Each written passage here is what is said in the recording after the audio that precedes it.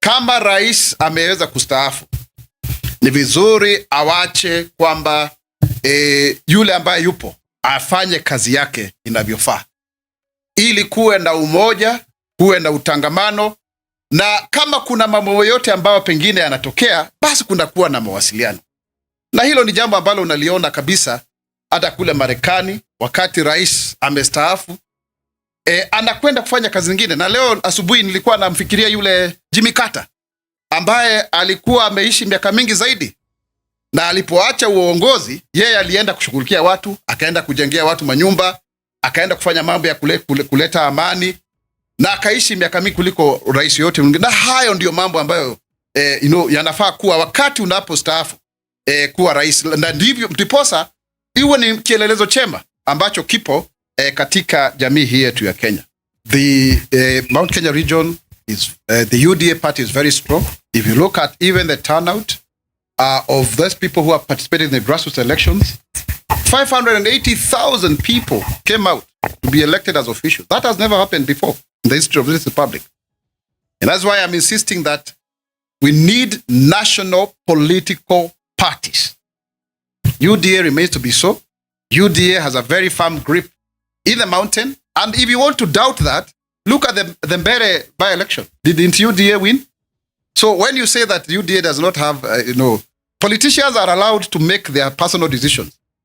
And that is allowed. But it does not necessarily mean in any way that the political party, UDA, it doesn't have, the political party remains strong and will continue to strengthen it. In any case, we are the founders. I am a founder of UDA, particularly even where I was running for in Ruto, constituency. So this is a party we invested in. And also, just to make it clear, we don't want a situation where we have political parties that die after every election. No. Political parties should be institutions so that they are able to carry the vision of the country forward. That is how democracies are strengthened. Like if you see America, we have Democrats and Republicans. If you look at UK, you have the Conservatives and Labour. That is the way you are able to make sure that the country is strong. Even imagine a strong democracies like India. So that you are able to have a form of predictability in terms of what you're doing. The same case with Ghana. Very strong, democracy, two parties, and they change over power. But every time we have new political parties every year, I think that's not true. And that's why I'm very happy that even if you look at the ratings, UDA still remains to be the strongest party, across the country and including the Mount Kenya region. We now have a bill. It's already gone through mediation in Parliament, both National Assembly and Senate, and it is a sixth attempt to have a disaster risk management bill. When I was a member of Parliament, it was an issue. We were conversing with Sakaja, Utula Kilonzo, Rachel Shebesh, and others, Tia Galgalo. We had a whole caucus on disaster risk reduction within the United Nations. But now we are very happy that soon this is going to be law, and it will also ensure that we have proper funding for disaster, and also disaster professionals are recruited into government so that it's not just ad hoc, going forward. So that is going to be addressed by legislation going forward. But we've learned our lessons. That's why you find in our budgeting process, we always have 5% for emergency, contingency, even in CDF and all of that. It's extremely important when that comes into it. Let's now turn to the affordable housing program. I think you can see clearly, fellow Kenyans, ladies and gentlemen, members of the fourth estate, Kenya is now a construction site. There is nowhere you will go, you don't find affordable housing projects. Yesterday, there at Kangari Market, you can see a beautiful market, complete there, and with a sign Mama Mboga. A clear indication of the fact that we are keeping our promises as government when we look at the 5 pillars of the better plan. Affordable housing actually has made Kenya to become a best practice worldwide. Because we are celebrated. How do we fund, affordable housing? Over 9,000 people have already received their houses. 640,000 Kenyans have been able to get jobs. 273,000 houses constructed at different points and counting. And even if you look at the economic survey, actually it clearly says in 2025, the greatest sector growth is actually, construction, primarily because of affordable housing.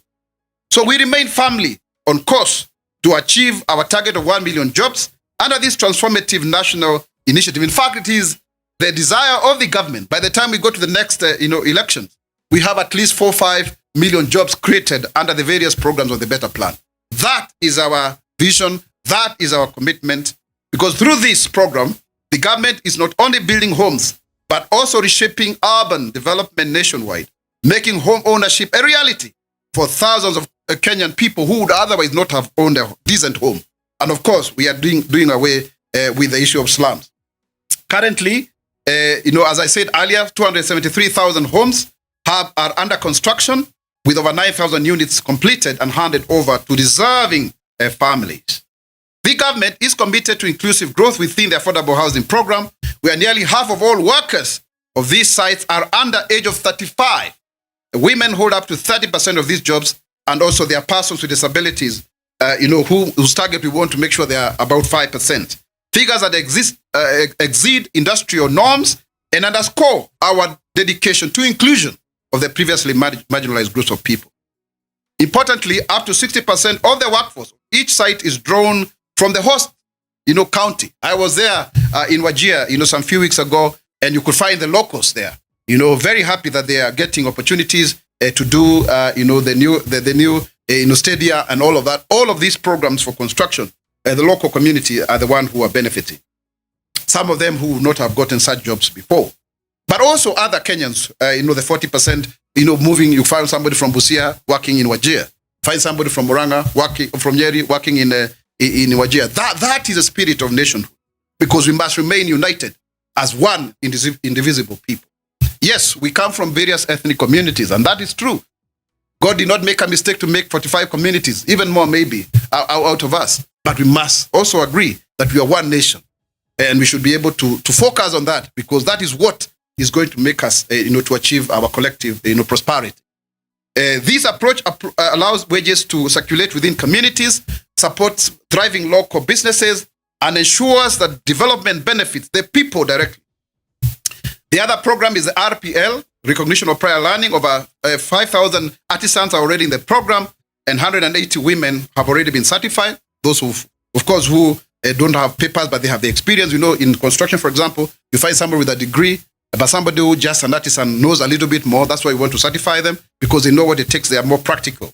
These certifications provide access to formal contracts, higher wages, and opportunities in international labor markets, thereby enhancing, livelihoods and professional growth. We want peaceful coexistence amongst all communities. Those that are doing farming, those that are doing livestock keeping, the nomadic communities, the agricultural communities, and any other form of economic gain. Any disputes that arise shall be resolved. Cause the tensions. We even had similar tensions in Meru, and the government is on top of it. And we are trying our level best to ensure that we resolve this conflict. Remember, the issue of cattle rustling and banditry and all of that has been long and forthcoming. But we are trying our level best through the Ministry of Interior to ensure that we contain everything, together. So we do not want a situation where, there is incitement and people then take arms against each other. Because if we are to do so, my friend, Live Nation, Jeff, then all of us will be fighting. That's why we must maintain, decorum, and we must be cordial with one another, so that we are able to, have a peaceful and harmonious coexistence amongst all communities. And that is why we have national political parties like UDA that bring all communities together. Anyone who is promoting political parties that have got an ethnic, connotation, then really is a disservice to Kenya, because Project Kenya must work. We are all together. I don't think there's anyone who made a mistake, to be a Kenyan. No, we are all here, and we have to coexist and work together. And instead of seeing, our differences as stumbling blocks, we try to bring the best out of it. Like now, we have very good people who do very good, work. They are very well endowed in different fields, and we unite behind them. We unite behind what we are able to do as Kenyans. You see, Kenya is doing very well. There's a young man who just won some marathon in London, Sebastian Sawe, and man, he was very well generously, received by the president. 3 million. We promise every gold is 3 million. 5 million from the president himself and other things, and also, the other young man also who won. So that's what we need to do. We need things that rally us together and see the bigger picture. Issues of competition for scarce resources, let us resolve them. That's where leadership is required. The government is pleased to announce significant progress and reforms in various sectors aimed at ensuring that we have improved access at all levels of learning from education to university. These efforts also extend to teacher welfare, digital systems, and health protection, ensuring a holistic approach to education development. As part of its commitment to supporting learners in public institutions, the government has released Kenya shillings 23.4 billion in capitation funds to support learners in public schools. The funding helps ease the financial burden on families and allows schools to provide necessary learning materials and support co-curricular activities. Primary schools receive Kenya shillings 1,400 per learner. The National Treasury has been disbursing these funds to the Ministry of Education each term, following a 50-30-20 distribution ratio across 3 terms. For the current cycle, there are monies that have been allocated into account 1 for public primary schools for learning materials. We have money for textbooks, maintenance, for exercise books, for teacher guides and reference materials, and also for stationery. It is very well, broken down. We also have money released into account 2 to cover school operation costs.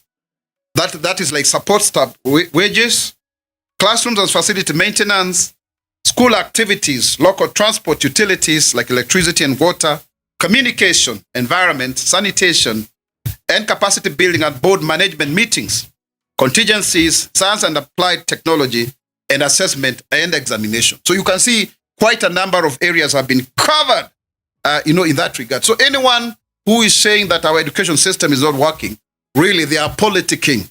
They are politicking with the system. And that's why we are saying all those hidden costs by teachers, by the head teachers, are wrong. Because if their reason for doing so is delayed capitation, disbursement, then it's already been done before even children and the students go to school. And yesterday, we visited several of them. We were at Rosho, boys, we were at Githumu, boys, we were also at Jiris. And all of them, even the teachers confirmed that they have actually been able to receive their funding for this academic year. So really, there's no reason whatsoever, because there's a very clear, disbursement 50-30-20. And so people are now able to plan with what we have. Of course, obviously, there is need to increase these resources depending on the availability of resources through Parliament. But as of now, there is no reason to say that you cannot budget with what is already being disbursed to the school.